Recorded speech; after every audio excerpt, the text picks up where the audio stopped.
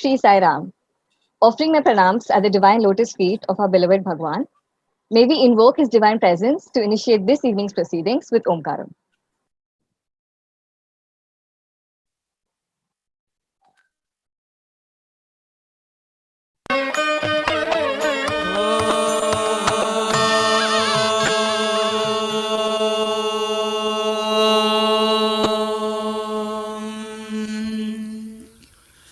गणानां त्वा गणपतिगुं हवामहे कविं कवीनामुपमश्रवस्तमम् ज्येष्ठराजं ब्रह्मणस्पत आनः शृण्वन्नोतिभिः सीदसादनम् प्रणो देवी Saraswati वाजेभिर्वाजिनीवती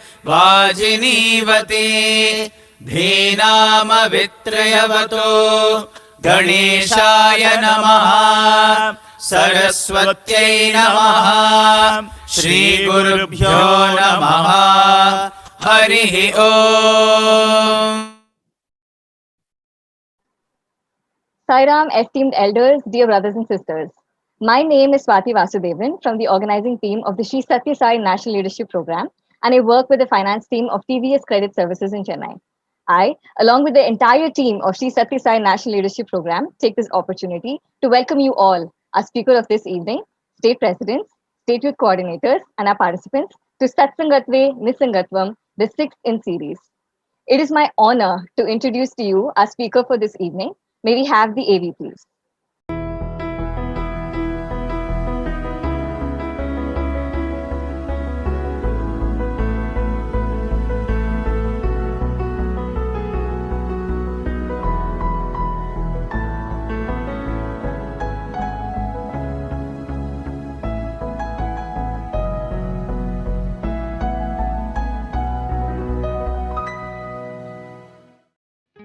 Ever wondered what's the business terminology to the applications that we commonly use on a day-to-day basis, like Gmail, Netflix, and Microsoft Teams?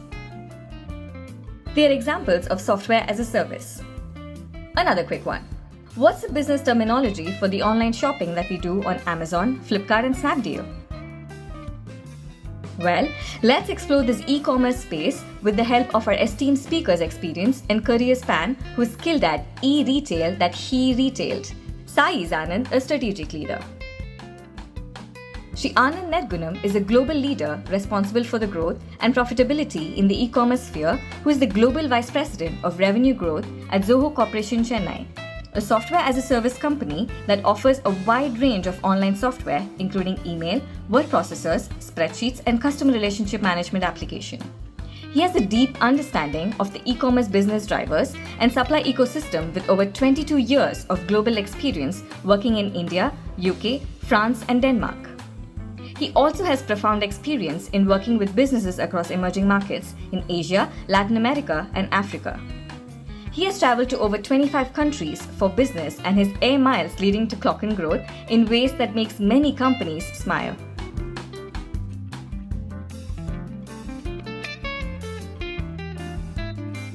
Sri Anand Nergunam is a postgraduate from the Indian School of Business, Hyderabad. He's a chartered accountant and a company secretary. Above all, he's an alumnus of Sri Sathya Sai Institute of Higher Learning, Vrindavan, from the batch of 1995.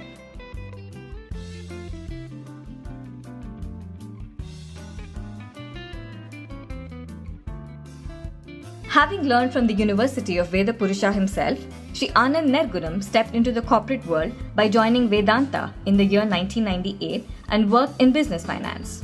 Let's take a flight with him on his career voyage. Madame, Monsieur, bienvenue à bord d'Air France. Nous vous prions de ranger votre valise cabine dans les coffres. Seuls les accessoires et bagages de petit format doivent être placés sous le siège devant vous. Les essieux de secours doivent rester dégagés.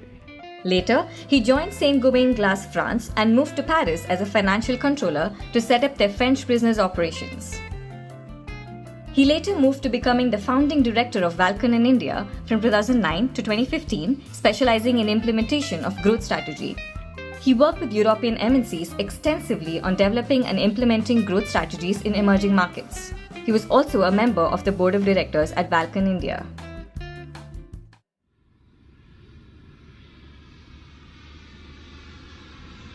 आपके सुरक्षा के लिए आपसे निवेदन है कि कृपया अपनी कुर्सी पर बैठकर In 2015, Sri Anand Nergunam snapped a deal by joining the famous e-commerce company Snapdeal as the business head of Electronics BU, where he conceptualized and scaled up new businesses within Snapdeal with complete responsibility for the growth and profitability of the business verticals. He was also a member of the board of directors at a subsidiary of Snapdeal during his stint. Currently, Sri Anand Nergunam has been working with Zoho Corporation as their Global Vice President of Revenue Growth since 2018, focusing on strategic partnerships for business development, launching of new products, creating new channels for revenues, customer loyalty management, cross-sell and upsell in a nutshell. On the personal front, he is married to Srimati Preeti. They have 2 daughters, Diksha and Akshara. It is with great honor that I now welcome our speaker for today. Please put your hands together for Sri Anand Nergunam. Over to you, sir. Thank you so much. Loving pranams at the lotus feet of our beloved Bhagwan. First of all, I would like to thank this opportunity for being part of this amazing program. You know, this introduction, the level of detail with which you went and talked about my background was so impressive. That shows the seriousness and the depth to which you've gone ahead and planned for even. And it's my proud privilege to be part of this.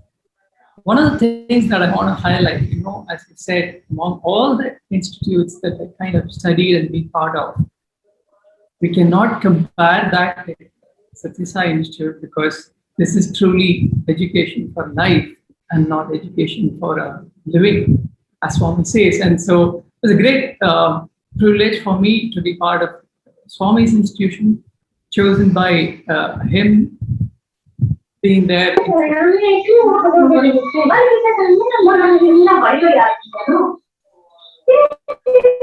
All have this muted, please. So it's my privilege to be part of this wonderful session. Today's topic that I want to cover on is. Chinmay, can you remove that participant, please, if it's too noisy? I removed both of them. Sorry. Thank you.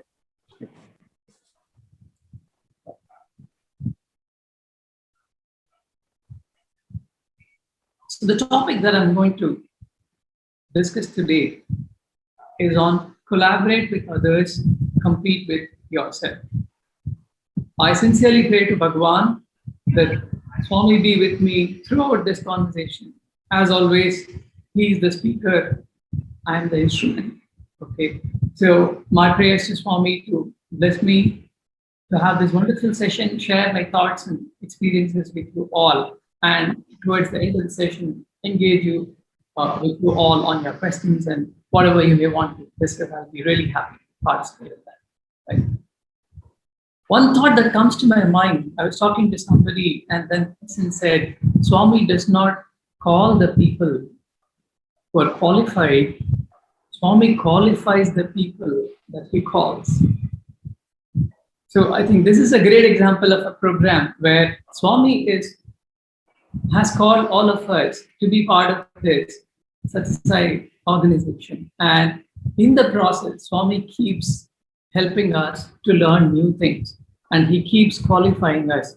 And my earnest endeavor in this session would be to be able to co-learn with this in this process along with you all and share some thoughts. So why is this topic so important? You know, we all always wonder, what is it that I want to do? Okay, should I compete? Should I collaborate? You know, there's always this dilemma. The problem is we don't know what we are fighting for. In other words, if you have to ask a goal, what is your goal? We keep getting this situation where we wonder, what are we fighting for? Do we have a goal in life? What if we have a goal? How do we progress with that, right? You know, I was reminded of a small, simple anecdote one of our alumni brothers had shared recently. There used to be a devotee who used to come to Vrindavan regularly. That person had a piece of land, and the person wanted to be the Swami's blessing to actually build a small farmhouse.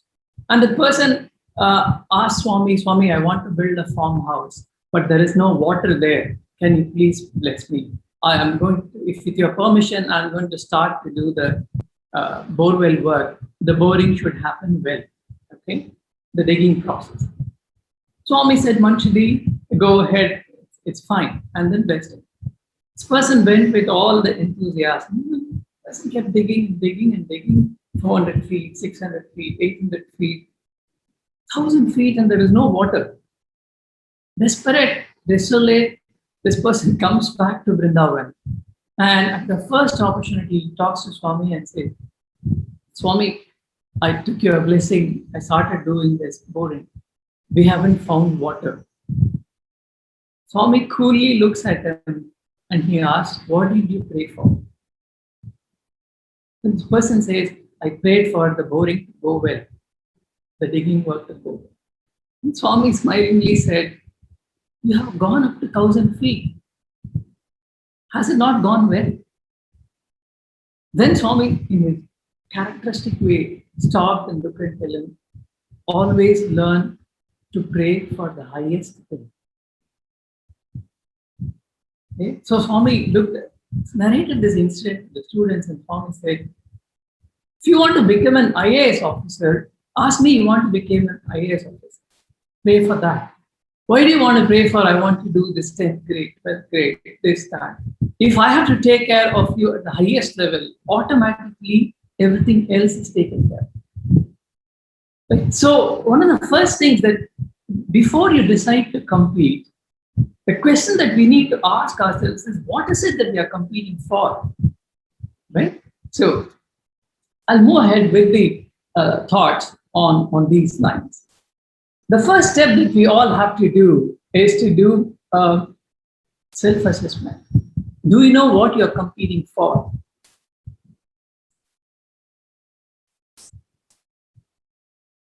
Are you pursuing the right goal? Is the goal relevant to you? How well do you understand yourself? You know, in this talk, I would want to touch upon these aspects. Then you can decide about how to compete. How well do you understand yourself? What are your strengths and weaknesses? How do you know you're progressing in your goal? Isn't it so important? How do we ask this question? Do we have a mirror that tells us, are we progressing? What is our goal? Are you going after the right goal? How well do you understand yourself? How do you know you're progressing? What to do if you are stuck, right? And how do we improve continually? So my aim in this talk is to touch upon these ones and see how do we progress. So the first question that we need to ask ourselves is, first of all, what is a goal or a dream? Okay, a goal or a dream is something, an idea of a future or a desired result a person should envision, commit, plan, strive hard to achieve, right? Now, if we all ask ourselves, do we have a goal? That's a fundamental question that we need to ask. If yes, what is that goal? You know, all of us need to be very clear that unless you have a goal, imagine a situation like this. I come to the Central Railway Station in Chennai. Okay? There are 17 trains, 20 trains that are waiting to leave. I have come to the railway station. I have to buy a ticket and board a train. You know, how many times all of us have gone to a railway station without knowing where we are going? Where I want to go, what is the destination? Okay. Now, in life, quite often we keep missing the same purpose. What is our goal? Do we have a vision for ourselves? Do we have a dream for ourselves? Without having a dream or a goal, you can never compete. What can you compete with? That's where you end up competing with someone else. You know, I come to the railway station. I don't know where to go. I see a friend who is standing next to me. That person is boarding a train to Bangalore. Then I say, okay, maybe I should also go to Bangalore.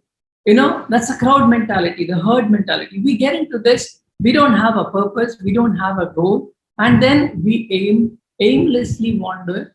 This is very true in a spiritual sense. Sir. This is true even in a personal, professional. Okay, sir. According to your confession, a goal is an idea of the future. Yeah. Sorry for the interruption, sir. All questions, please park it. And when we have the question sessions, you can answer. The questions can be put up. Let him continue with this lecture first, please. And somebody from Odisha, you're playing with the annotations. Please remove that from your screen, please. Go ahead, Anand. Sairam. Sorry. Yeah, that's fine. So it's important. We need to have a purpose in life. We need to have a professional goal. We need to have a personal goal.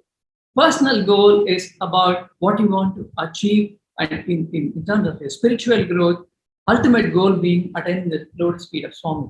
Yeah, that is a personal goal. But there are so many steps towards that. What is your professional goal? That also matters. A lot of times when we talk to some of our Swami students, the Bhavanthu students, they mix up between what is a personal goal and what is a professional goal. I keep saying this is like a sound mind in a sound body. Okay, the body is the professional life. It needs to be fit. It needs to do its part, and the mind is your spiritual goal, which is your personal goal. Both of them have to coexist, and you need to have that clarity. If you don't have this clarity, that's when you end up getting into a lot of difficulty. Right? So why should we have a goal or a dream? This is what happens when you don't have a goal or a dream of your own. You end up fulfilling and living for the goal of someone else. We see this every day in our lives. If we don't have a goal, we join a company, we do some work, we find this job today interesting, then you realize somewhere down the line, this is not what I wanted to do. I want to do something else. Join that other person and that other company. They all use you very well. Okay? Do you progress that way? It's always a question. So, are you choosing your journey and your destination, or you allowing your destiny to choose, or someone else to choose your journey and destination? This is so important. So, you need to balance your professional goal and your personal goal. Okay? So, if you don't build this clarity, that's when we get into this difficulty in a real sense. You contrast with the life of a sportsman. Okay? I think during the course of this conversation, I wanted to have a life of a sportsman. I'm not talking about some big stalwarts, an average sportsman, and compare our professional journey and a personal journey along with a journey of a sportsman. What does a sportsman have? They typically have a goal. I want to win this championship. I want to participate in my school level, in my district level, in my state level, in my national level. They have clear metrics. They need to know what success is. They know very well how to work. They have a coach in life.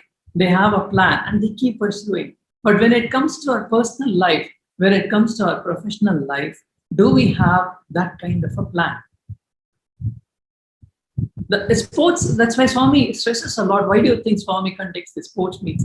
Sports is a great learning. Swami keeps saying that. So sports is a great leveler. It helps you have a balanced mind. It helps you being a team player. It helps you becoming purposeful in life. It helps you being determined. It helps you being fit.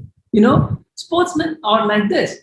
All the sportsmen. But when it comes to, let's say two of us who are about 15 years old, one goes on to become a sports person, the other goes on to become. At 30 years, you have clear path on when in the 15 years, 15 to 30. A sportsman, it's not that all sportsmen are successful, but they have a clear path.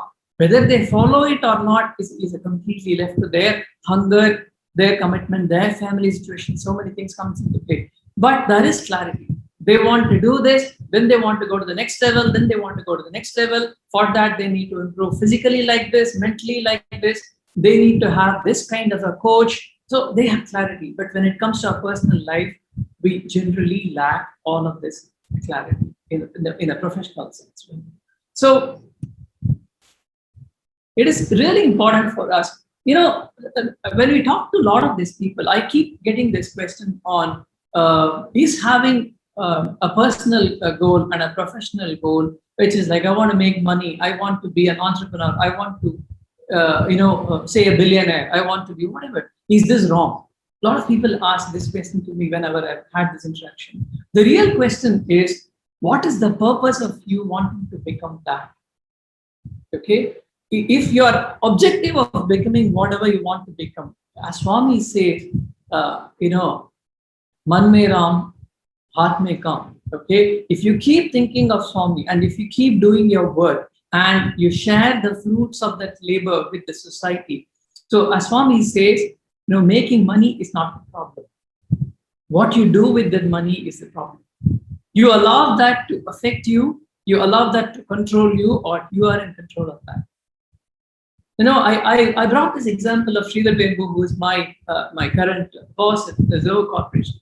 Very inspiring story. Okay, a person who comes from a small rural background, went to IIT, got himself educated well, went to started a company, went to US, but he always had his heart on motherland. He always wanted to focus on rural development. Today his company is probably worth maybe $15-20 billion. He still walks around with a pair of slippers, a simple clothing, travels in an auto rickshaw. All the money he makes, he wants to put it back to India in the rural area. All along, he said, I want to make in India and make it for the world. I want the rural part of India to do well. During this, I am not saying this because I work for Zoho Corporation, but there are so many organizations which are doing fabulous work, Tata, etc. Because I'm close to Zoho, I see this in action every day, I'm sharing. His mission was to do something great. So what he did, he started a great company. He took it to a global level. We have customers over 200 countries. We make some millions of dollars. We are not a listed company, I'm not sharing, but all the money that we make is given back to the society. He doesn't take 1 rupee as dividend back to himself. He had a goal, which is make in India, make it for the world, rural development. We should not have crowded cities. We want all the people to go back to their roots. No, as Mahatma Gandhi says, the true India is in the villages. So he wanted those villages to thrive, the culture to remain. So he wanted to go back. So he's working very hard with Tamil Nadu and some parts of Andhra Pradesh to set up small offices all over the country. As we speak, about 30 offices have been set up because he wants the people to stay closer to their village. Malala Yousafzai is a great example. She wanted all the girls to have access to freedom. She had a clear goal, okay, and she fought for it, even risking her life. She got shot. We all know the story. Jack Ma is a great example. Came from nowhere. Was an English teacher. He was rejected by Harvard 10 times. He applied for most universities. He was rejected. He was even rejected by KFC when he wanted to do a waiter job. But the problem is he had a goal. He's not going to settle with failures. He had a clear ambition, okay, that I want to go and make a difference to the society. So he is a billionaire. He has done all of that. Imagine the impact he has had in the society. He has created so many millions of jobs. He has made so many people wealthier, happier, healthier. That's what. So all of us should have. Swami keeps saying, if you dream small, it's a crime. Swami keeps saying, low aim is a crime. Okay? So it is so important for us to always have this. Unless you have a goal, unless you have this purpose, and you're always going to be in a situation on what is it that I'm going to do. So I come back to the same question on what is the goal in your life. Please think about this. It is so important. Otherwise, there is no point in talking competition. Because the problem is if you end up competing with someone, okay, and you are going to participate in a race which is not your race, you're running the wrong race, you're sitting in the wrong train, you're traveling to the wrong destination. So this clarity is really important for all of us. What we want to achieve, why we want to do this, and then tie it back to how we want to contribute to the society. Swami was very clear on this. Where whatever you do, if you don't have the contribution to the society and service to the society and the humanity, even in all the corporate lectures, Swami was very, very clear in the MBA sessions. Swami used to always talk about, focus on society. That is why Swami keeps talking about keeping your head close to the ground. Society is important. Servicing the society is important. Then that leads to this. If you have a goal in mind, then comes the most important part. Devotion to your goal. It's unless you are devoted to your goal, you are going to always get into this point of half-hearted attempts. Okay, you take the example, one simple example that comes to my mind. Swami gave this in 1991, the birthday speech that 1919 birthday speech that next year we are going to have the super specialty hospital in place. A colossal 320,000 square feet building. Everything needs to be done to the highest of standards. Swami lived by example of setting a lofty goal and achieved it. If you go one step back on why Swami started to build the healthcare institutions, when Mother Ishwarama asked Swami that, can you please build a small hospital for all the people suffering here? Swami did not settle down for a small hospital. Swami created a massive institution. So it is the goal that is important, having a lofty goal that is important, and having that dedication. I remember all the brothers of mine, I was 1 or 2 years junior when I was part of this. Were part of this at that time, how focused they were, laser focused. They were working against time. Everything, I think the 22nd November evening, the next day was inauguration, is what I told. There were a lot of rocks lying around. All the students were very worried. How is it that it's going to be ready? But overnight, Swami was guiding, the students were working, the Sevadals were working, every single person was working. The grass was laid and it was beautiful. The next day when Prime Minister P.V. Narasimha came for inauguration, it was ready. That is Swami, his life is a message. Set a lofty goal. Have a devotion to achieving that goal.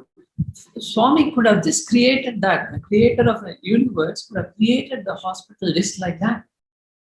But Swami showed us step by step, breaking it down for all of us to emulate. That is important. How do you define a goal? You take one other example. We all talk about goal should be a dream, and how we have to have a dream. Abdul Kalam beautifully says, Dr. Abdul Kalam beautifully says, dream is not what you see in your sleep. Dream is something that does not let you sleep. That is the devotion to goal. You should all the time, a close member of our Samiti used to work very closely with Dr. Abdul Kalam. He used to say, he is a true Karma Yogi. All the time his focus was, I need to get this satellite up and running. I need to have this missile up and running. Nobody knows when he went to sleep. Nobody knows when he woke up. And they were all living in the same guest house mind. That is Dr. Abdul Kalam's devotion to the goal. The thing is, unless we have a devotion to your goal, we are always going into this situation of, I wanted to do this, but I tried, I made a half-hearted attempt. Then somewhere I got misled and I lost the way, right? So devotion to your goal is so important. And Swami has been, numerous projects that Swami has done with absolute focus, planning, execution, and that's an amazing. The second thing that once you have defined where you want to go, and once you define how devoted you are going to be to the goal, having that passion, that hunger to do it, then comes discrimination. right? Discrimination here is, Swami keeps saying, unless you know about yourself, you will never be able to identify your strengths and weaknesses. We don't know what help to seek. We don't know how to progress. It is so important. Swami always insisted on this discrimination and this reflection on yourself. We remember one incident where we were all studying in Vrindavan, and this was in the year 93-94. When Swami was in Tri Vrindavan, as students, we were all so fortunate to be with Swami every day in the Tri Vrindavan. Swami used to spend at least 1.5 hours with us. We'll have Anil Kumar sir give some lectures. Swami used to give lectures, and certainly some music programs, some guests will be talking, but it used to be so personal with Swami. It's like, you can only experience it, you cannot explain it. But once it so happened, Swami is with a subset of students. And it would happen that Swami will come for darshan. He will not come towards the student side. Swami will go straight to the devotee side. After the bhajan is over, after Arati, Swami will walk inside the mount. We will all be waiting in the Sairam hall, thinking Swami will invite us to Sri Vrindavan. It would not happen. It went on and on and on like this. So then Swami was pushing us to do a honest assessment of what did we do wrong. So we were doing prayers, we were doing self-introspection, we were doing bhajans, we were singing the songs that Swami would love to hear from us. It went on and on and on. 20 days passed, 25 days passed. Only when all of us had truly put in the effort to understand what is our mistake did Swami finally relent. But when Swami finally relented, this is like the dhara of love that just flows. Swami was so happy to be with us finally, but then we need to do our hard work. That's so important to do that. And therefore, ask yourself, if you want to achieve a goal, are you technically equipped? How good is your communication? How good is your networking? How passionate you are about the goal? Okay, are you willing to take the risk? It's so important, risk taking. We all talk about this. I want a safe job. I don't want to take this risk. I want to live within my city. Maybe family constraints, but more often than not, we all live in a situation where we don't understand ourselves, but we have a lofty goal. But then, unless you know where you want to go, it's always going to be a challenge. See, because you haven't understood yourself, you're not going to be planning to execute on that, right? So this image I really love. The second important thing is, once you have defined what is your goal and you're passionate about it, you identified your strengths and weaknesses. Look at this. What is more important?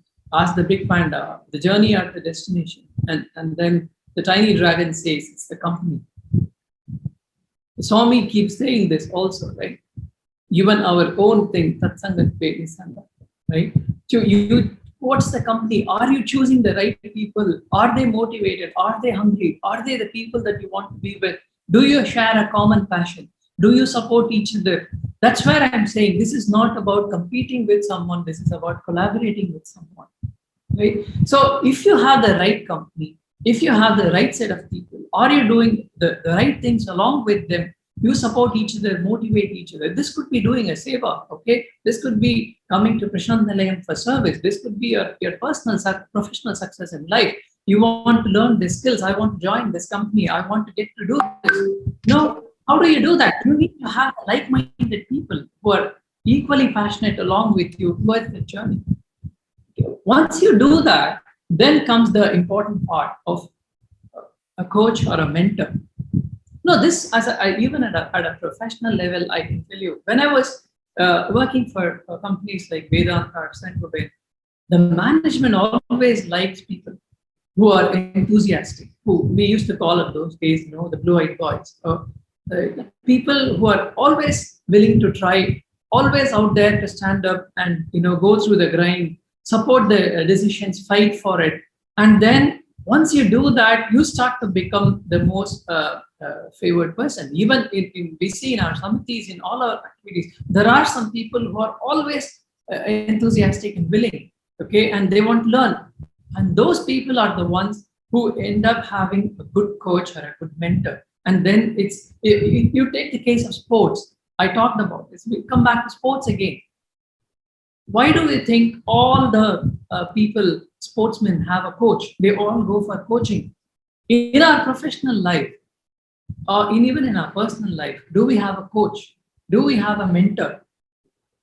Who is going to motivate you, who is going to advise you, give you the direction, set you a goal, realign the goal, train you? That is so important. When we come to, that's why I'm saying we can learn a lot from how life of a sportsman is and learn from that. Do we have a right coach? Do we have a right mentor? What can you learn from the person? Recently, I was looking at a TED talk of this doctor surgeon called Atul Gawande. I think you can go in TED and you can find him.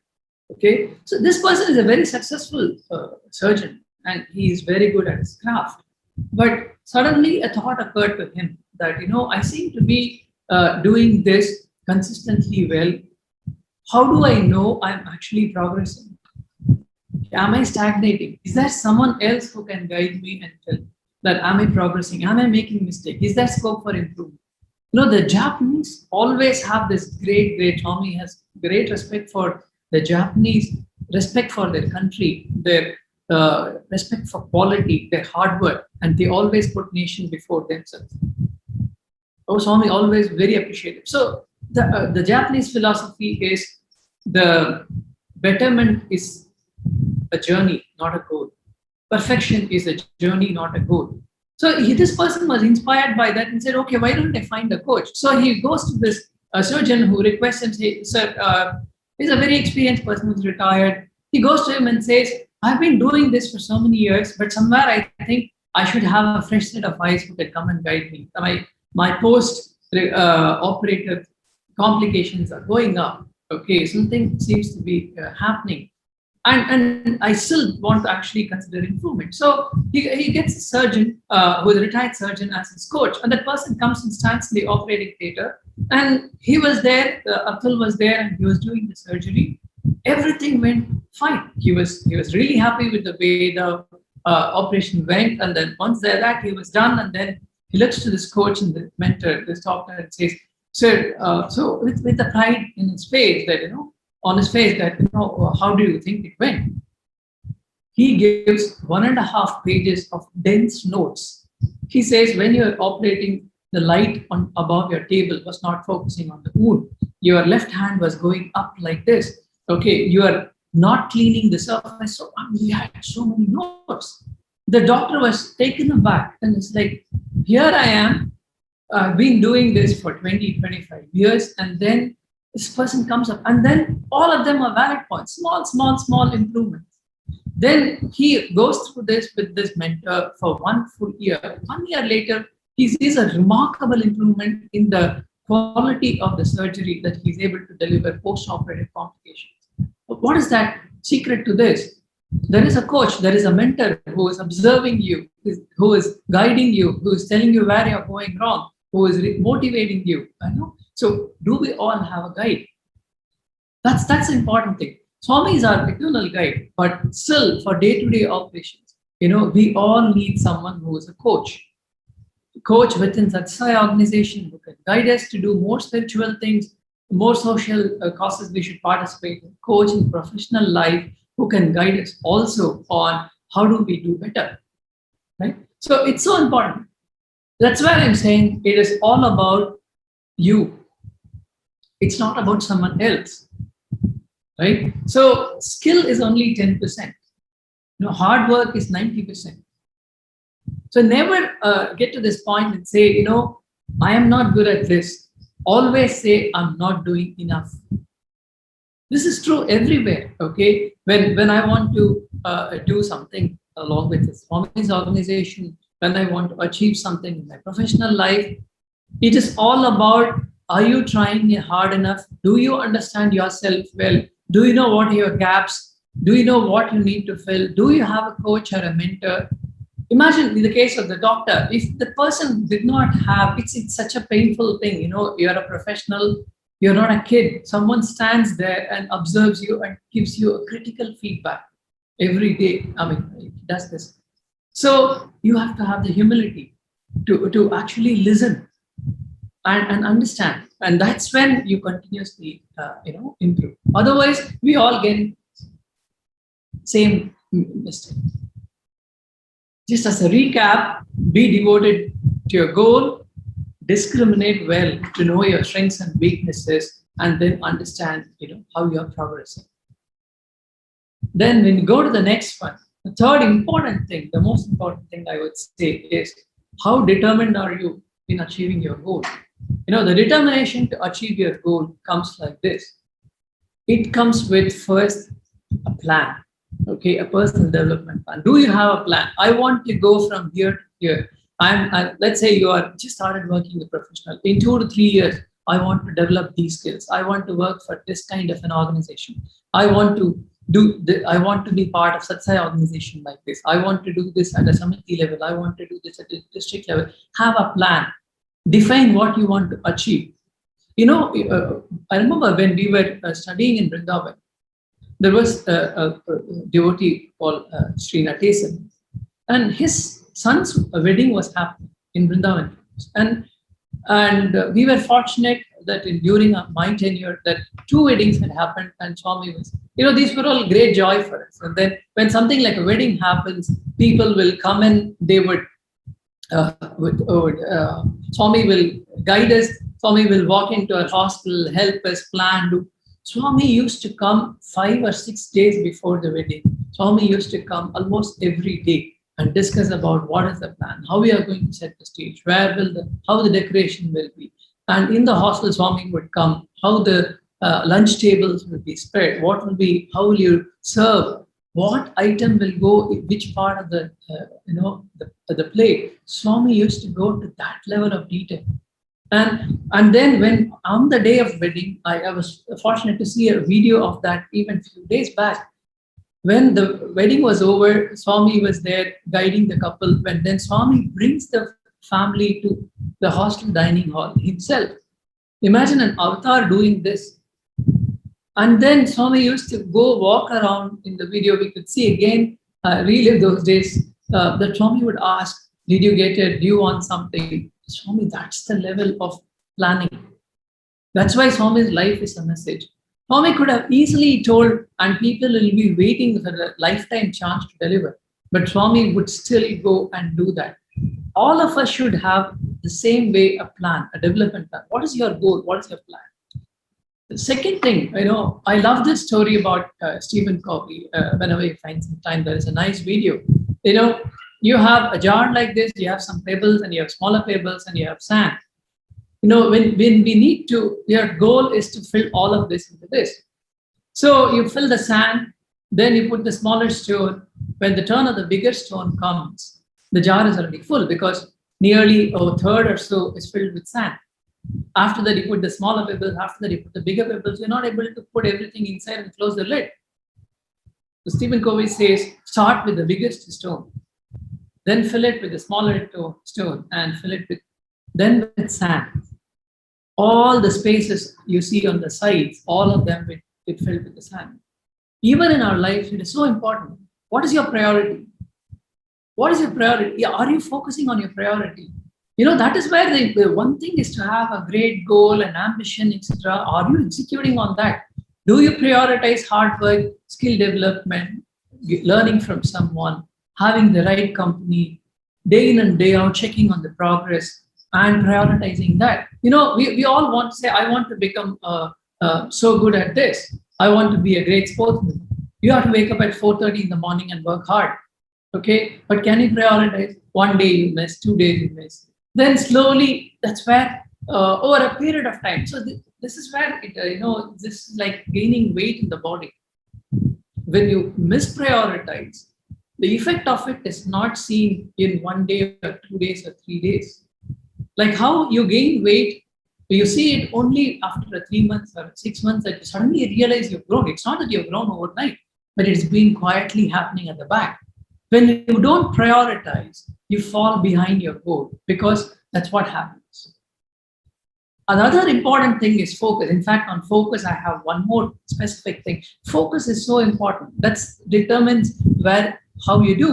So that's why determination is so important, right? Measure your progress. Go back to the same sports example. Okay, I am a person who is running, let's say, 100 meters at my school level. I do it in, let's say, 13.6 seconds. I want to go to a district level. I need to do maybe 12.8. Okay, I want to go to a state level. Maybe I need to do 12.6. I want to go national level. Maybe they keep measuring progress. Every day they progress. They check last week I did like this. This week I'm going like this. Last year I was here. Now I'm here. How do you measure your progress? In your personal life, do you measure your progress? Do you look back and think, hey, I am 27. At 23, I was like this. When I started out my career, this was my goal. Where am I against that? Am I progressing? Okay. When we don't measure, we never grow. Whatever is measured, this is true in life. Whatever is measured will always be monitored and it will always do well. Whatever is not getting measured, we'll never know where we are headed. Just like how I said, you're gaining your body weight, you will keep going down and down, and over a period of time, it will become very heavy. The other important thing of being determined, and it's so important. In fact, I want to thank Gopi sir for this opportunity, because this gave me another opportunity to go and self-learn a lot of things. Okay, so self-learning is so important. You're an IT professional. I'm sure all of you know, right? You study something. More often than not, what you study and what you actually do at work, that's a big difference. We all know about it. Then we have to go and self-skills, self-learn. Keep changing your goals. As I said, goal is a journey. It's not a destination. But for you to keep improving, you need to do a self-learning. Self-learning is so important. And self-learning for the purpose of both even spiritual growth, and because it's so important that you have the mindset. More often than not, we all are comfortable when someone else is teaching. But once you're done with your education, who's going to sit and teach you? How do you grow? How do all these successful people, they keep reading, they keep learning, they keep their eyes and ears open, they have a good network, they keep engaging with people with the same passion. So they drive them, they ask them to go and read, they share things between them, they keep learning. If you don't do that, it becomes a serious challenge. I talked about focus, right? I was reminded of this brilliant story, Arjuna's focus. Dronacharya, we all know this story probably. Very quickly, I can tell you. Dronacharya wanted all of them to shoot at a wooden bird on a tree. Right? And then he actually calls Ashwatthama and says, can you aim? What do you see? So Ashwatthama is looking at this and he says, I see the sky, there is a tree, and then, okay, then he tries to shoot, misses it. Then Yudhishthira is called by Dronacharya. So what do you see? There is a tree, I see a mango there, I see a bird there, and then all of that. Because then Dronacharya calls Arjuna and asks him to take an aim. And Arjuna asks, what do you see? Arjuna says, I see the eye of the bird. Nothing else. And then he shoots exactly bullseye, as we call, to the bird. Focus. If you are not going to be focused, and if you don't have the hunger to achieve, no matter what goal you take, all of them will have no meaning. That's why Swami keeps saying this. Manas ekam, vachas ekam, karmanyekam mahatmanam. Manas anyat, vachas anyat, karmanyat duratmanam. Unity of thought, word, and deed, right? You have a thought which is your goal. Okay? The word is what you end up talking to people. I want to do this, I want to do that, I'm very hungry, I want to be a successful person, this, that. But what do? Is it all aligned? If all of these are aligned, we're always going to succeed. Swami keeps saying this. I was reading even today about concentration, contemplation, and meditation. Concentration is focus, right? You're focusing on something. contemplation is, like in the case of Arjuna, you only contemplate about the bird. In our case, is Swami, whatever is our goal, live that, breathe that, breathe that, eat that. That's your goal. That is constant contemplation. Then comes meditation. When it comes to meditation, Swami says meditation is not about closing your eyes and sitting. It is all about getting all your focus and energy to achieve that goal. In a spiritual sense, it is achieving the lotus feet of Swami. That's why if you see all the rishis go on to a state of meditation only after they have crossed concentration, contemplation, and then meditation. Even when it comes to our professional life, that focus is important. That urge and that fire in you to do well, that is important. If you don't do that, we get into always this problem of, I am not able to get where I wanted to. I got this, I got that. This is an example, I was seeing some, the other day I was reading something, and there is a goal. There are so many ladders in front of you. Unfortunately, when you start climbing a ladder, you don't know if that ladder will take you towards the goal. It's good enough to take you to your goal or not. You start to climb the ladder, okay? When you come to a point, you realize, I'm stuck. All of us go through this. This is why I said, when we get stuck, what to do? Two things. Always go back to your coach or your mentor. Ask them, seek advice, seek help. And then have the humility to climb down that ladder. Okay, come back to the next ladder, identify the right ladder, and then walk all the way up. There is no shortcut to success. There is no surety to success. But there is surety when you are determined, when you are focused, when you can't change the destination, right? If you change the destination, then you are going to be all over the place. Change the path. That is the important. The path that you have taken may not be the right one, but your determination and your motivation and your focus, along with your humility, will make sure that you take the right path and reach the destination. I love this statement when we say, what you seek is seeking you.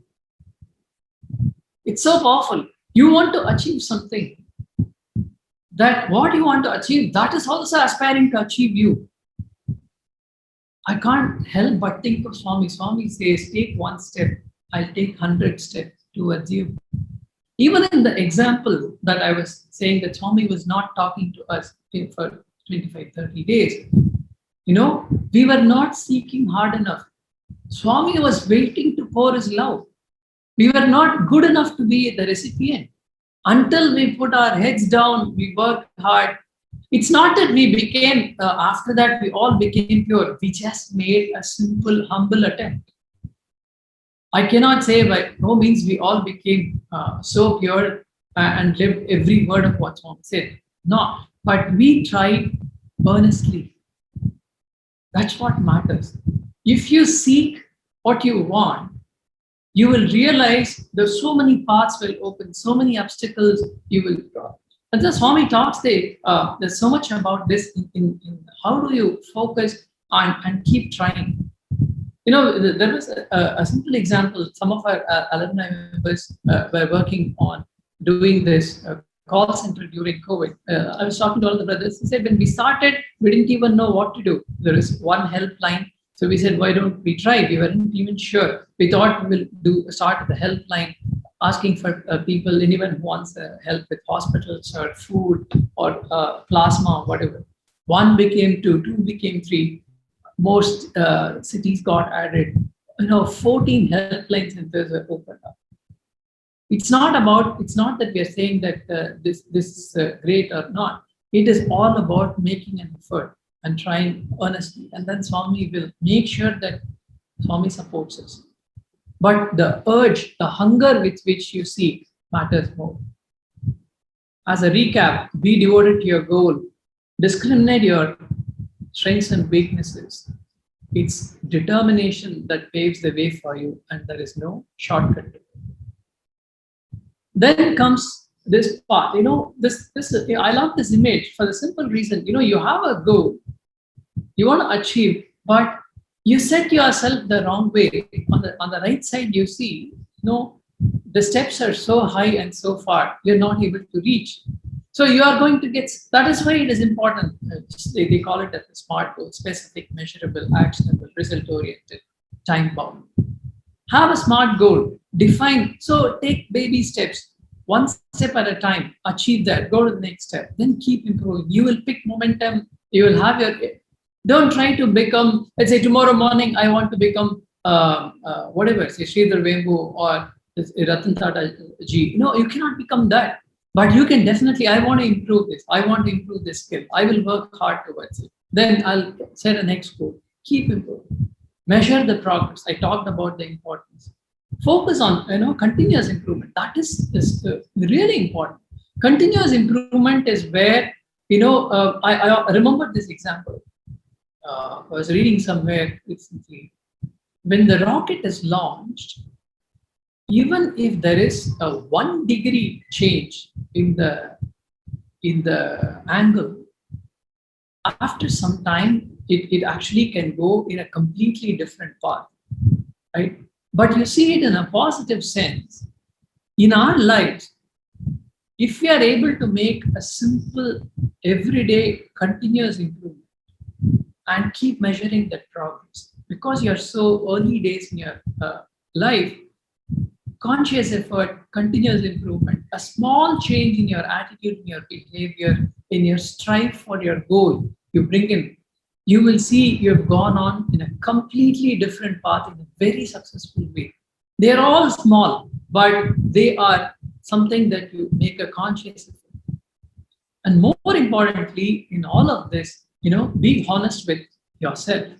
Because when you make this assessment, if you don't make a honest assessment of where you're going, you will always get into this problem of not being what you want it to be, because you thought you blame the situation, you blame this, you blame that, but you never blame yourself. You never look into the mirror, look into your own eyes and say, am I trying hard enough? Am I doing the right thing? How will the goal? That's where I'm saying this is about discipline. This is about every single day, wake up, have the goal in mind, have the fire in you, be honest with yourself in assessment, and keep trying. That's why Swami has said this clearly in a discourse in 1977. Swami says, every obstacle presents an opportunity to improve. Okay, it is the diligence with which that you do that matters. Swami says, strive, this is your duty. Earn, this is your task. Struggle, this is your assignment. Whenever we hit a roadblock, we always have this challenge. Why is it that I'm going through this difficult job? Swami says, it is my plan. It is my plan to drive you through your plans that you're not listening to me enough. You're not listening to my voice, which when heard, everything will follow.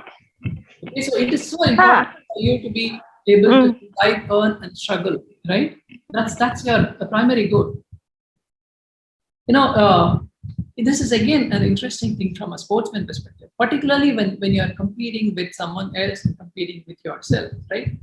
The important thing is, this is about, say, a story of Michael Phelps. We all know he's a world champion, right? When the person is going to start, let's say, the 200 meters swimming race in the Olympics, about 20 minutes before, even a person of his stature and caliber, with so much hard work practice, there are butterflies in the stomach. So it is so important that during those important phases, they don't let themselves get distracted by competition. The competition is yourself. Just because you're going to worry about a person who is in the next lane, and are you going to anyway improve? The person is going to do his or her best, you're going to do your best. The important thing is, are you able to identify what are your weaknesses? What is it that you should do? What is your pep talk? How do you motivate yourself? Have that pep talk. He says, have the pep talk, have the focus, identify the normal mistakes that you do. Make sure that you don't do that mistakes, and focus all your energy inward towards competing with yourself, because you need to better yourself. It is not about you worrying about competition. It is about you. As I said, one small improvement. Consistency is the key. A new realm of possibilities will open up if you keep doing this, keep checking your progress, readjusting your goal, seeking help from a mentor, constantly work towards this. And that's when you really make, and the moment you keep doing this every day in and day out, you will see a sea change in you. The other important thing that I always see in all of this is now build a network of able and like-minded people. Okay, why network is important? I can tell you, network is somewhere someone whom you have worked with, you have engaged with, you have worked with, you have contributed to their success. I remember an incident. I think before I joined Zoho, I was in Nilayam for Swami's blessings before I start my first day of work at Zoho.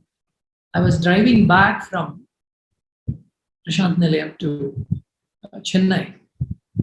My car met with a serious accident. Okay? A car came and hit me head on, my car head on. We were like, I didn't know what happened. And then we got out of the car. I think the first call I made was Prasanna Sai brother or someone, and one more of our Sairam and I wanted some guidance and help and what we need to do. The first help that I got was from Swami's organization. That's how Swami takes care of it. And then when every stage I was getting into trouble there, then we moved out, then we came to Velur. There was someone who was waiting for us at Velur. That person made sure we go to the government hospital, get the formalities completed. The person made sure that we are all along, there was Swami's organization that supported. That is one. The other part was my how Swami helped me. Then I got into this, the police started to harass me, like how it happens. Then I really didn't know. I was distraught. I was praying to Swami. Then I was trying with my network, who can help. From my ISB alum network, someone was part of the, I think at a commissioner of police level in Andhra Pradesh. We got a network. That person I reached out to, within 20 minutes, the person solved the problem for us. Now, it is not about whom you know that matters. It is all about, are you consciously building that network? And network happens when you collaborate with others. Network doesn't happen when you want help. Are you actively contributing to someone else's growth? Do you really care for them? Do you engage with them? Do you contribute to their success? That's how you build a network. You don't build a network when you want. It is a conscious effort. All of us to be successful, to build a network is so important. So as a recap, I would say be devoted to your goal. Discriminate your strengths and weaknesses. It's your determination that paves the way. Be disciplined and strive hard. There is no secret. We always come across the situation. Be the worst critic of yourself, but you should believe in yourself. In the sense that some people get into this point that they are so critical of themselves that get this negative frame of mindset that this is not me, it is not possible, I am not made for this, I am not cut out for this. It's not about that. It is all about, are you critical about yourself in the sense that are you identifying your gaps, are you identifying your weaknesses, are you working on it? That is what, and believe in yourself. Swami talks a lot about importance of self-confidence. Swami says no amount of sadhana can take you anywhere without help of self-confidence. We all know Swami talks about Abraham Lincoln's story where Abraham Lincoln was from a very poor background, not doing so well educationally, but not economically well off, was always teased by his friends. And then his mother guides him saying that, hey, don't look at our family situation. Do not get distracted by all these people. Have your focus, have your purpose in life. Swami says that gave him the self-confidence. And, Swami keeps saying, it is all of us should focus on. Swami is very clear in his own words. I wish that all of you should develop self-confidence. Face your challenges with self-confidence. Without self-confidence, no one can, even your friends cannot help you. So be a critic of yourself, but do not critique yourself to the point that you lose belief in yourself. You should critique yourself in a positive sense. And other important things, Swami keeps saying this is, and evil. Do not compare yourself with someone else. You are your own benchmark. And that is why I keep saying, compete with yourself. Do not compete with someone else. You want to achieve some success professionally, personally, work hard for it, criticize yourself, identify gaps. Surround yourself people with the same sense of passion. That's what is going to really help you. I would conclude this by the very famous and so relevant quote on following the 4 F's. How many ever times we hear this is not going to have any less impact. Follow the master, face the devil, fight till the end, and finish the game. As I keep saying, goal is a journey, it's not a destination. Make winning a habit. Okay, it is not something about I try here, I try there, some occasional sparks of success. It is about the process. It is about consistency. It is about everyday effort to strive hard to succeed and grow.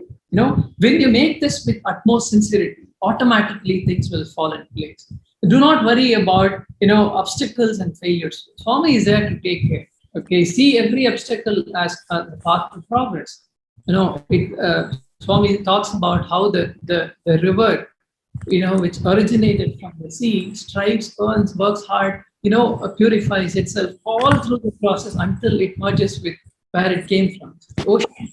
So it's so important for all of us to work hard, strive, have that dedication. Only then don't bother about criticism. The criticism is meant for you to understand where you're lacking. If a criticism is taking you down, ignore. I think it's so important. That's why do not worry about, someone compares you. Recently, I was reading about Swami telling the parents that, do not force your child and compare your child with A and B. Okay, make the child compete with oneself. Each child is unique. Each person is unique. All of us are unique. A person known to me tells me that, ask me this question. Have you seen Taj Mahal? I said, yes. Okay. How many Taj Mahals have you seen? I said, there's only one.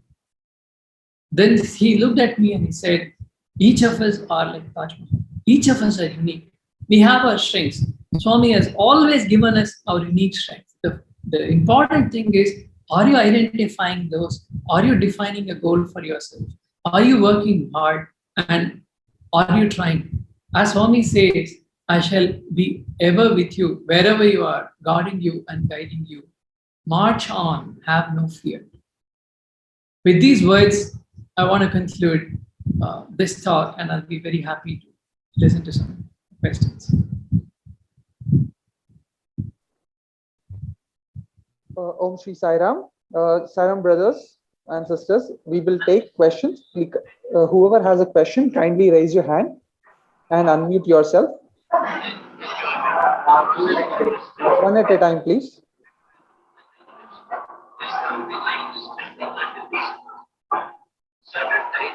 Saiguna, I would say that you should also come on camera so that there's somebody on camera. Yes, Anand, we can maybe close the presentation so that we can get the we can get you on full screen as well as the moderator. Thank you so much.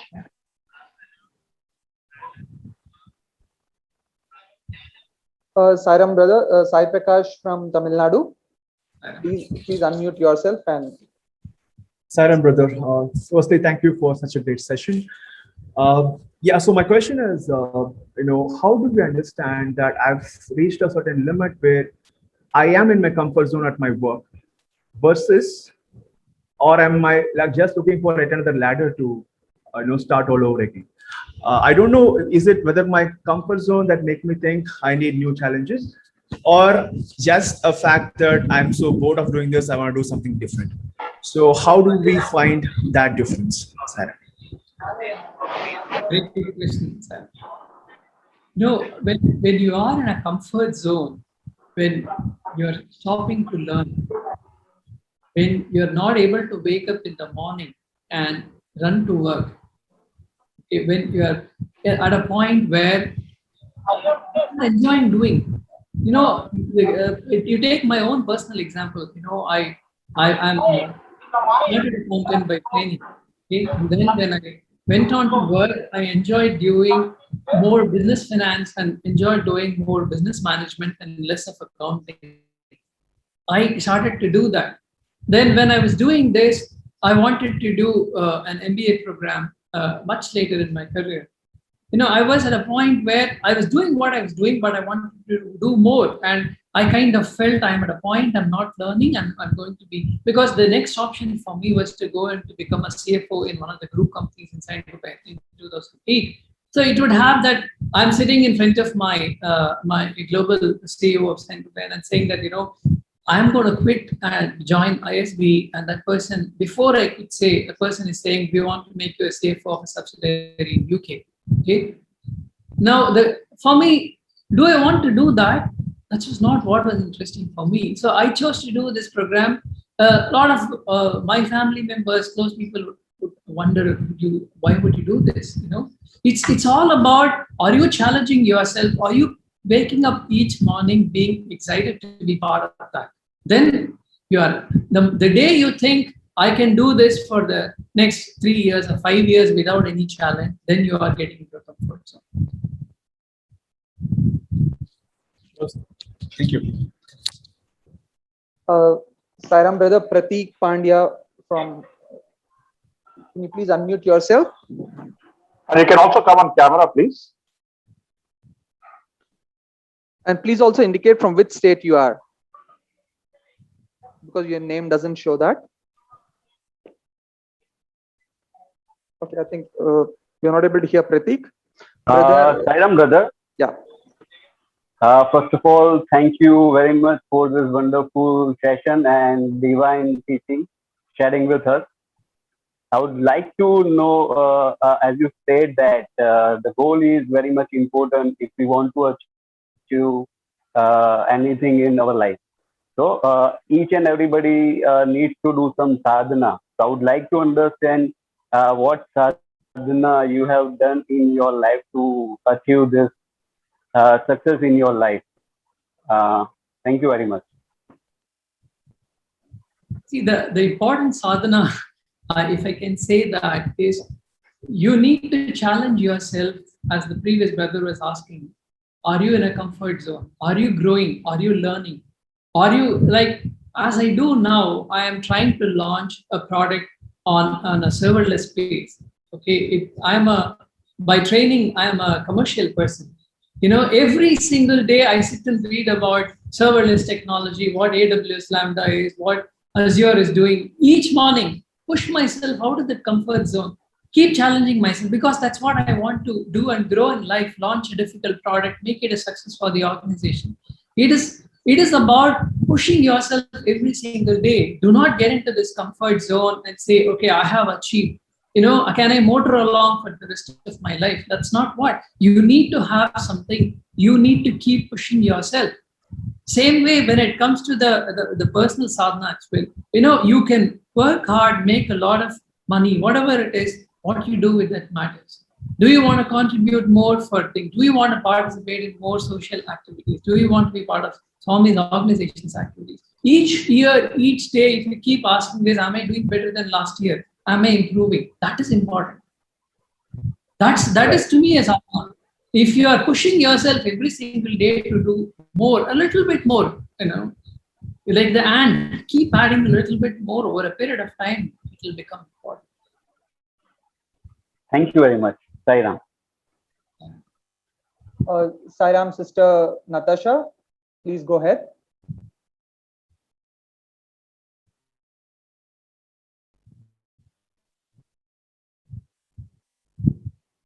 Sister Natasha, are you able to hear us? Okay. Sister Soumya from UP. Sairam, sir. Sairam. Thank you for this wonderful session. So my question was that whenever we are going to start something, like you said, you're going to launch a new product. So as the youth, we want to start something new, like any business or a startup or a podcast, anything. So there is a certain amount of hesitation within us, even though we are prepared with everything from 0 to 100 on the scale, we are done with everything, yet there is a hesitation to launch it. So my question is, how can we overcome that hesitation? Take the first step. Swami will take 100 steps. It is very true. What you say is very true. All of us go through this hesitation. Am I good enough? Will people laugh at me? If it fails, what happens? Who is your judge? Other than Swami, nobody. You're your own judge. Why do you hesitate? What happens? All the people that I know of have tried and failed. Okay, I can tell you. Before I took a GMAT 2 times before I got into ISB. Okay, all of us have failed at different stages in life.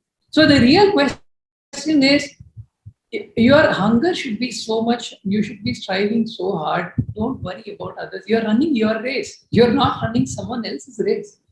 Why do you bother? If you stumble, you fall down, get up and run. I was reminded of a beautiful incident. Someone was running the Olympics. Okay.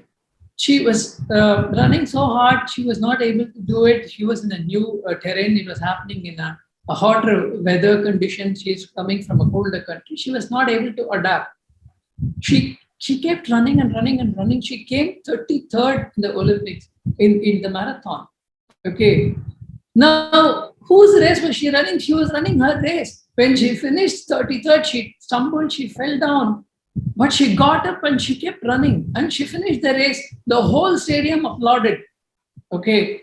Now imagine, I remember this story. I don't know who won the gold medal that day. I know this lady won. So it is your race. You need to run. Don't worry. People will keep criticizing. They are all people who have not started.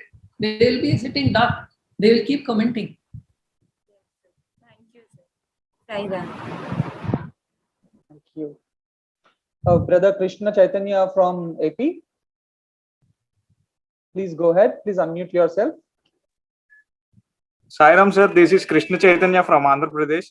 Sir, I'm so impressed by the way you delivered your lecture, sir. I'm so happy that you are there to guide us.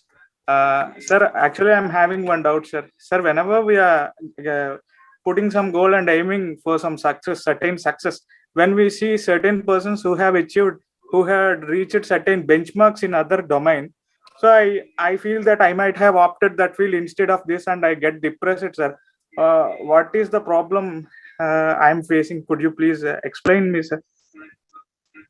See, the problem is you're seeing only from the perspective of that. You're starting from that person is successful, okay, and then that person, for lack of better words, ran that race, okay. You don't know what is the mental makeup, financial background, intellectual capability of that person. It doesn't mean someone ran a race and won. If you are part of that race, you will win. Okay. If I am a 100 meter runner and someone is running a marathon race and won a gold medal, can a 100 meter person, go and do a marathon and win? You need to know what you are made of, and all of us. That's why I'm saying all of us are unique. All of us have our strengths and weaknesses. The important thing is, that's why comparison is a cancer. Okay, it does kill you. Do not worry about. You can learn, get motivated from others. They have worked. Go and understand how the person succeeded. Not all of them succeeded by your capability or because they had money. How many entrepreneurs we know who had a lot of money and failed? How many entrepreneurs we know are extremely intelligent and capable but fail? That's why I say skill is 10%, hard work is 90%. So for you, it is important, if you want to be part of that and you want to do that, assess yourself. Do you really have capability like that person? Then if you are confident, then go for it. Simply comparing someone else has done so well, maybe I should. This is like Robert Frost saying the road not taken, You always think if I had taken the other road, I would have been successful. But what is the guarantee? Because I always get inspired by all the sports. Steve Ball, he's not the most flamboyant cricketer. He's not the most skilled, but he is the most hardworking. His determination, his focus is unparalleled. So it's important for you to know, are you a Steve? Are you, even take case of Sachin Tendulkar? No, he had so much skill. I mean, he's blessed with Swami has blessed him also so many times. But he still would work so hard. So it's important for you to not compare with someone else's race. Decide what is it that you want and work towards it. It's possible that in the first 1 or 2 years, you're not able to determine, but have that goal, have that hunger. Seek, seek, seek. It will come. Don't give up. Don't run this. I also want to go. I want to work. And then at 30, I want to get married. They want to. All that is great. But what is it that you want to do? Nice. Sairam brother Abhishek from Karnataka. Sairam. Please unmute yourself.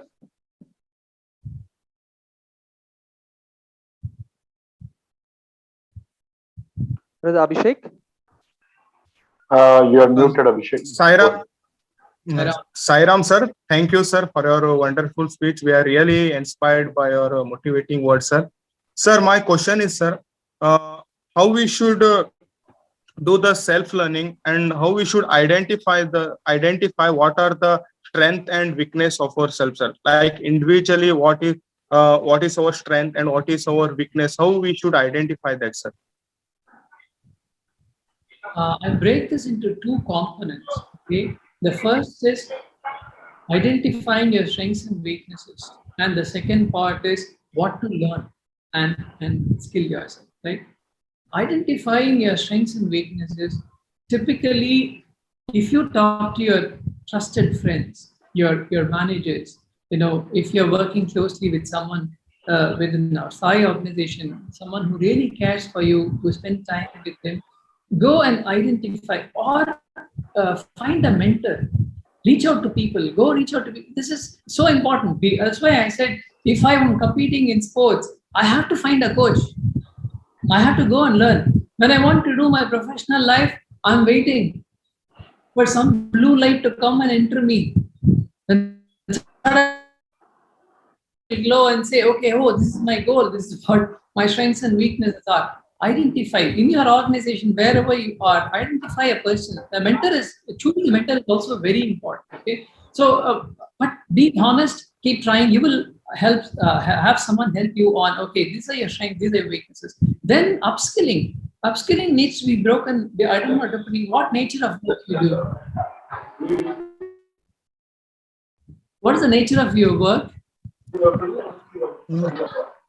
Sir, I'm now I'm student, sir. You're a student. Okay. So yes, sir, I'm pursuing MSc, sir.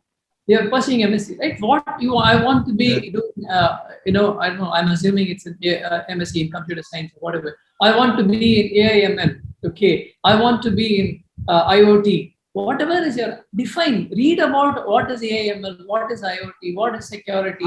Understand what excites you more, what you like more. That's the first step. What you like more. When you read it, you feel like doing it, then talk to the people who are in that field. They can tell you, if you want to do this, go read up about this, learn about this, go the certification. Say, go to a Udemy or upgrade or whatever, get this certification, those skills. Focus. And once you know that, that's how you upskill. But if you don't know what to, that can talk to the people in the industry. What is upcoming trends? They will tell you these are the upcoming trends. Then you assess yourself. Am I good at this? Maybe find maybe your parents can guide you. Maybe your friends can guide you. Your brothers, they can guide you. But that's so important that you keep asking this question: what is it that I want to do? Because if you upskill yourself with something else, because someone told you, the previous person was asking, I saw that person doing well. I was wondering, should I also have done that? It is not for you what matters. That's so important. Are you then upskill yourself? So nice to see, so nice to see all of them asking questions, because that itself, the journey has already started. So wonderful. So brother Satyam from UP.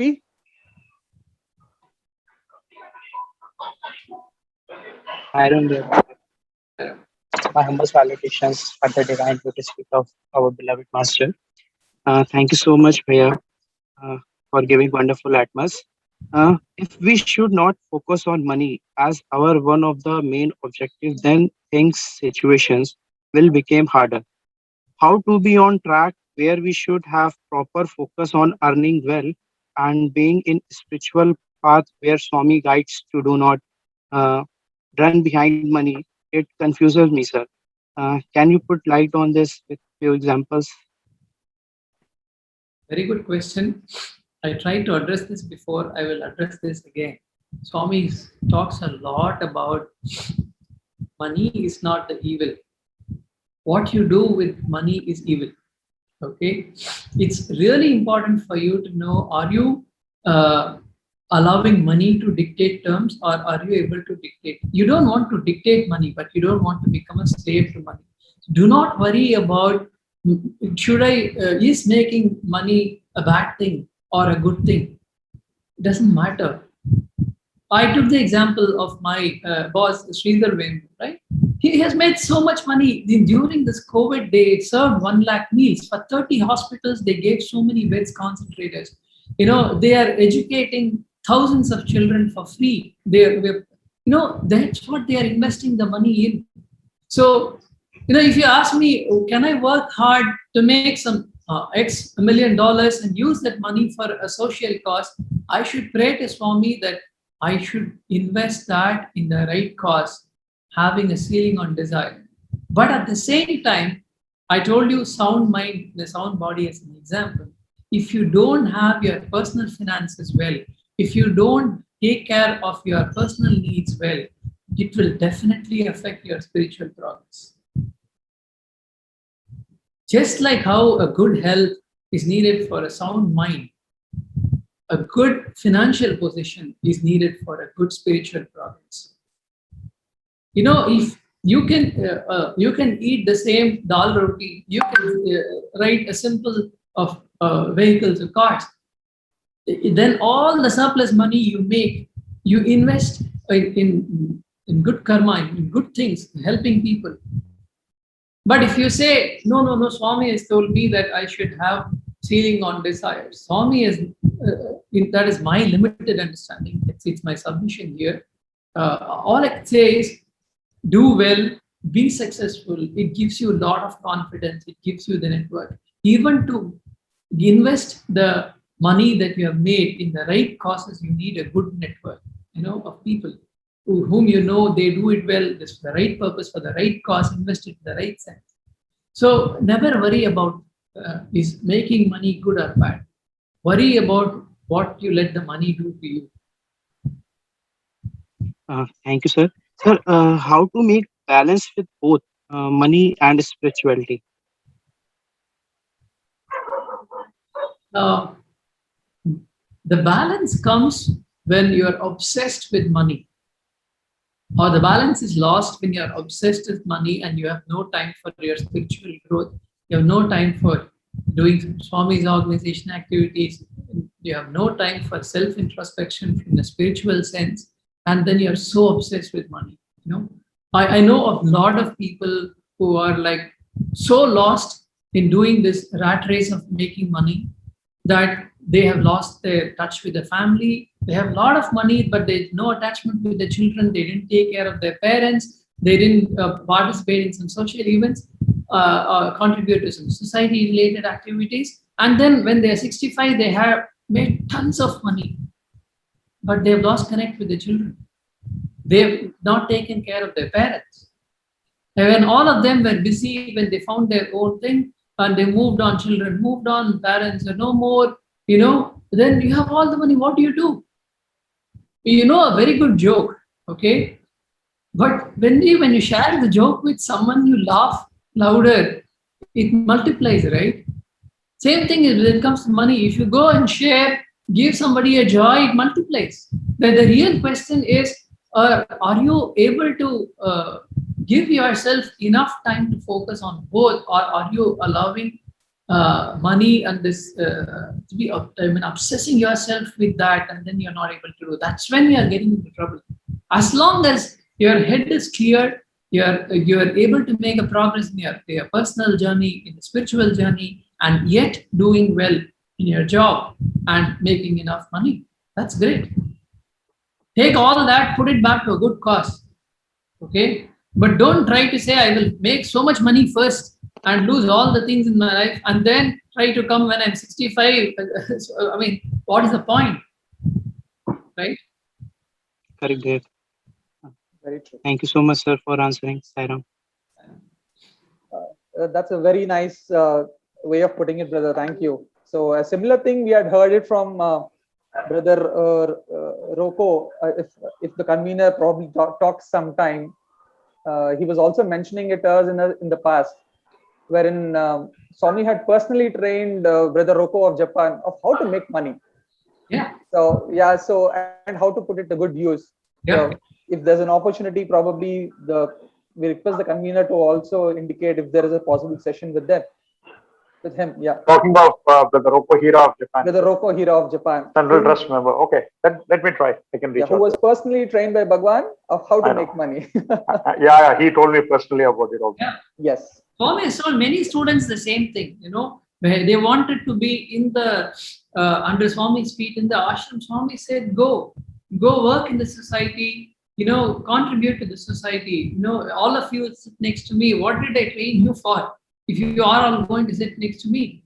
Okay. So Swami actively encourage people to participate in a professional life with a ceiling on desires, with allowing money to be at the limit that it should be when it comes to if you worship it, it's great to worship it, then put it to the right use.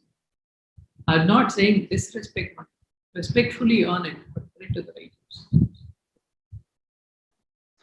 Brothers and sisters, because of paucity of time, we will take another 3 more questions, and we will list down all the other questions for Brother Anand to actually revert. We will request you to revert to that.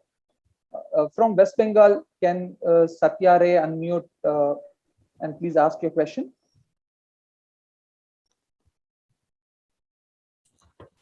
Sairam, sir. Sairam. This is Sathya Ray from sir, if you had to lead a group of untrained and unprofessional people, how would you lead them? Or in general, how do you lead others? Can someone else help me with the question? I'm afraid I couldn't. You have typed it here. Okay, I can read it. If you had to lead a group of untrained and unprofessional people, how would you lead them in general, and how do you lead others? Untrained and unprofessional people. I don't know about unprofessional. I mean to say, I'm assuming that you're talking about people who don't come from a very professional background in terms of their skilling, etc. I would say, this is all about defining all of them, even if it at work, defining all of them a goal. No, I want to launch this product.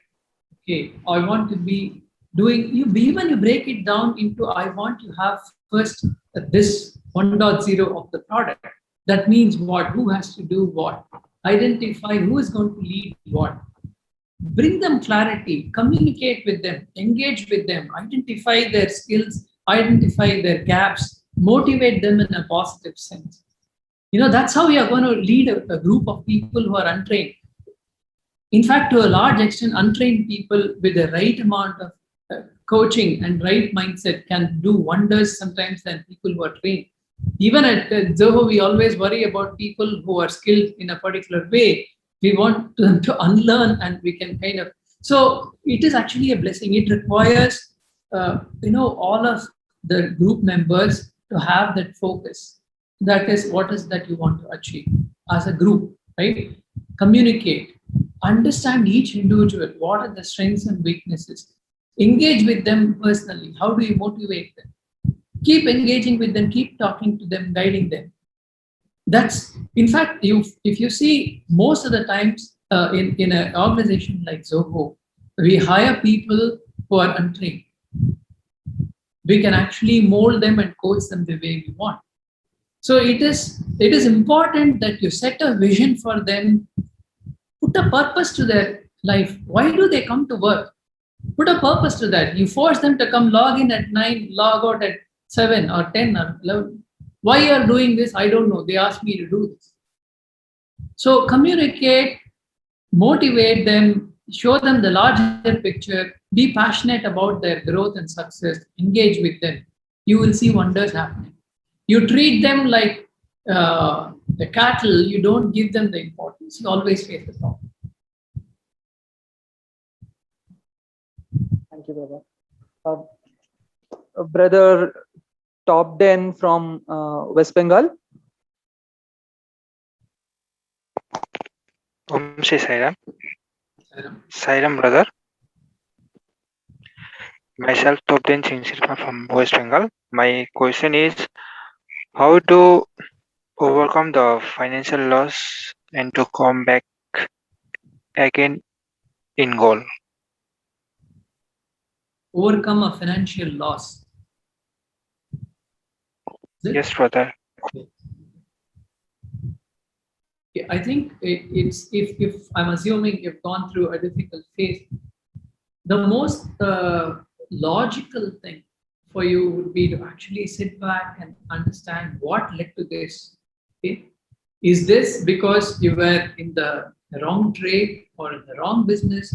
Is this because you were not judicious enough to be focused on your business?